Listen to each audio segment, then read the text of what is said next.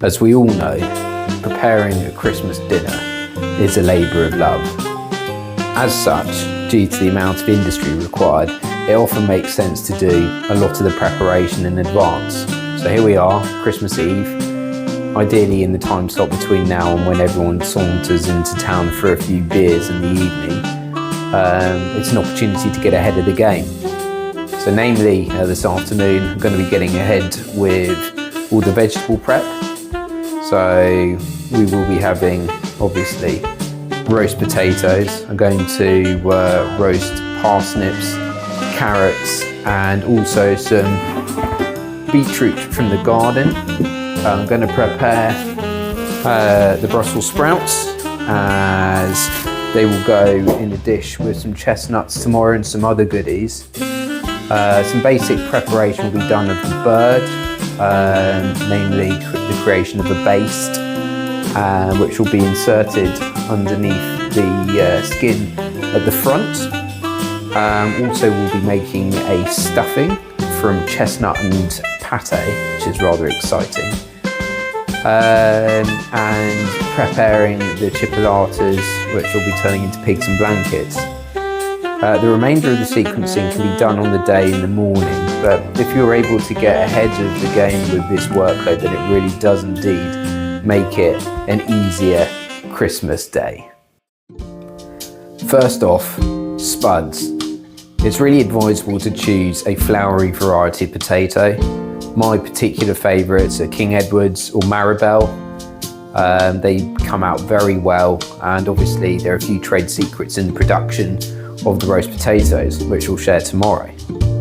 These need to be diced ideally to an inch to 1.5 inches cubed, which gives it the optimal surface area to volume ratio, which maximises the crispy exterior and the fluffy interior upon roasting.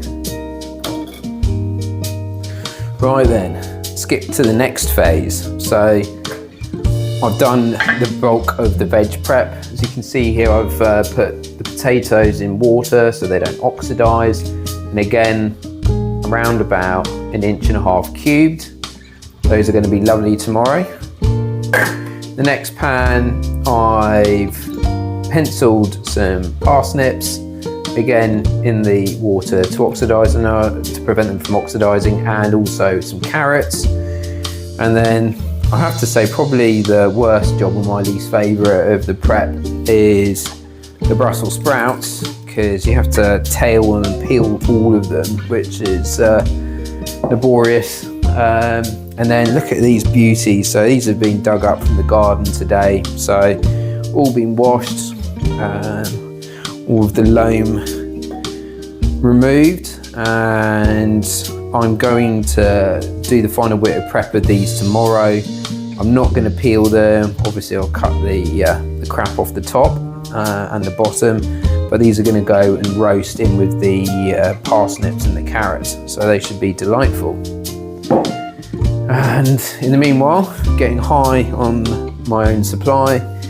Today actually it's a really nice darker roast from Extract Coffee Roasters. This one's organic with notes of dark chocolate, fruit loaf and toffee apple, and I'm actually quite partial to it. Next, we are going to be looking at the stuffing, and we also will be doing the prep of the chipolatas, aka the pigs and blankets. Next up, we are going to prepare the chestnut and pate stuffing. There is the option to put this in the bird, or indeed cook it outside, and for the sake of ease, evenness of cooking of the bird, and also because I want to give it a bit of a citrus twist this year, I'm actually going to cook this in a dish by itself. Very simple. 1 large onion diced, 3 large cloves of garlic to keep the vampires away, a pinch of Celtic sea salt, some dried thyme. Unfortunately the thyme plant didn't do very well, so I don't have any fresh. We're going to use some gourmet chestnut puree, We've got some duck liver pate from Waitrose. Got an egg which I'm going to have to beat. Been and picked some parsley from the garden, probably about 3 tablespoons worth, but I think the truth be told, because we're going to gently simmer this down. I'm going to brown it in the frying pan. Get one of these, by the way. This is the Hexclad. It's an absolute badass, really great tool for the kitchen. And yeah, just got a real bit of a naughty treat. I'm not eating bread at the moment, but this is a white farmhouse loaf which is freshly baked, so I've got to weigh out 100 grams of that to make some breadcrumbs. Next on the menu, we are going to do pigs and blankets. So always make sure when you're choosing your sausages that they've got a high meat content.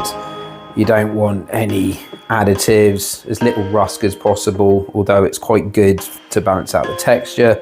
These are 93% pork, and with any luck should do the job nicely.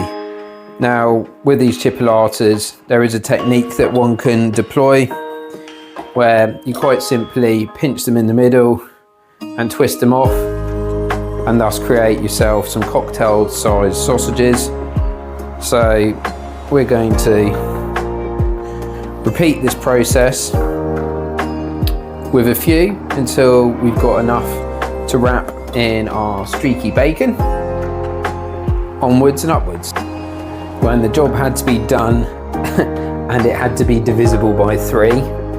So that is the end of these. These are going to go into storage overnight.